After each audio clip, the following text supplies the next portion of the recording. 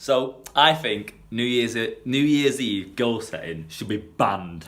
Yeah, it's a waste of time. So why is that a waste of time? Why is that a waste of time? Because I think it's like the worst thing to do actually. Yeah. Yeah, it's one of those things. We're coming to the end of the year now. It's a new year starting 2018, and we all go through this phase. Oh my God, new year, new fresh year, time to turn over a new leaf, time to make some goals, new year resolution, all that hype. What are we gonna do? So it's I know you're saying that it's a waste of time, and I partially agree. The thing with ears is that it's that thing where we've split time into sort of something that's more like a breakdown approach to time. Like we've categorized it into months and years so that we have a breakdown to sort of quantify it in a way. So we seem to use this to say, okay, this year I'm gonna do this, and this year I'm gonna achieve this, and this new year I'm gonna turn over a new leaf. Which more often than not, what happens is it's mediocrity, and it ends up being a hype more than actual like a genuine change in your life. I personally have done it in the sense that okay, this is a new year, I'm going to turn on a new leaf and I'm going to focus on these things.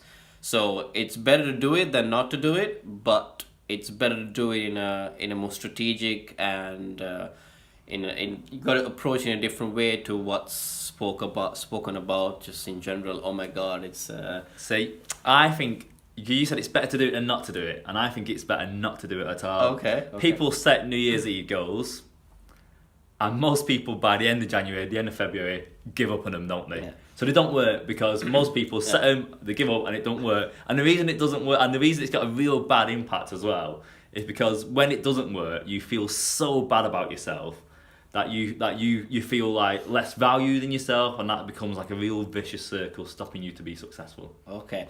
I agree with you partially. What I think is the terminology used here. I think when you use the terminology of New Year's resolution, that's where you fall into the trap. Yeah. I'm more in the favor of goals for this year. So you've got this new year to achieve or accomplish these goals, and you sort of span it across the year so that you hold yourself accountable till the end of the year instead of saying, oh my God, new year, and by the end of January you're back to your normal self. I think that's part of the reason what's happening. Yeah, I think the word goals, resolution, I think this is the key thing, this, because people set things that are so unachievable that you're actually not going to be successful. So the most common one after Christmas is, I'm going to lose £8 or whatever. I'm going to lose £8 by the end of this year. Mm-hmm. Okay?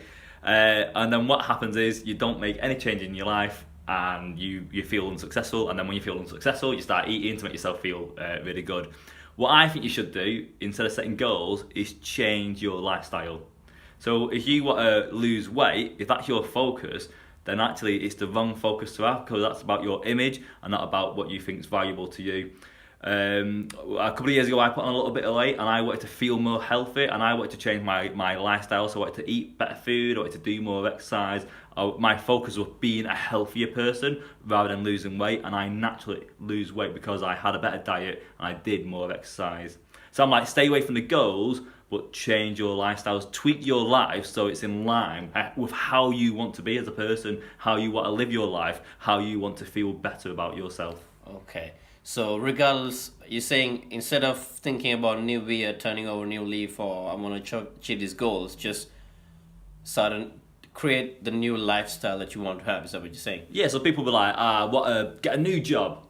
And it's like, well, a new job is your goal, but my lifestyle choice would be I want to be happier in work. So what makes me happier in work is when I have flexible hours, or when I'm more creative, or when I've got a manager who supports me. So I look at the little things that I can change to have more happiness. Okay. All my goals, if you call them goals, are all about changing how I feel at an emotional level. Right. And that's why I make tweaks to my life rather than setting these big goals that are often really unachievable. Okay. Who wants to be a millionaire? So many people want to be a millionaire after Christmas.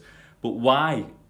Because they feel that successful. But in their life, if they had £1 million, what would they be doing? Would they be having more holidays, more free time? Would they be having beautiful wives? Is it that sort of thing that they want in their lives? So you make tweaks to your lifestyle. You don't need £1 million to have more free time. You can make more free time in lots of different ways. Okay. So what you're saying is to look into this area that you want to improve on an emotional level, as in what are the little things you can do to get closer to that feeling that you're trying to achieve? Is it a sense of fulfillment? Is it a sense of Yes. security? A Yeah, sense of what's happiness? the emotional goal? That's what Okay. you should be looking at. What's that emotional goal? And it's always often comes down to happiness. Okay. So what makes you more happy in life? Go for that. Okay. Look at it from an emotional perspective. Yes. Yeah, okay. There we go. That's how we crack it. The New Year resolution paradox or problem. That's a top tip by Chris Delaney here to overcome it.